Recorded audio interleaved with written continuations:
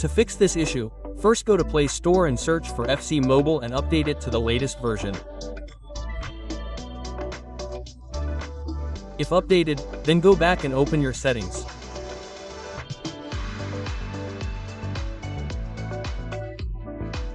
Click on Apps, see all apps.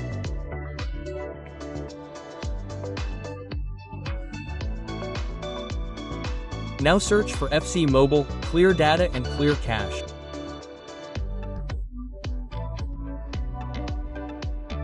Now to stop it, go to Home page and restart your phone. After restarting, your issue may be fixed. Let me show you. Don't forget to like and subscribe. Thank you for watching.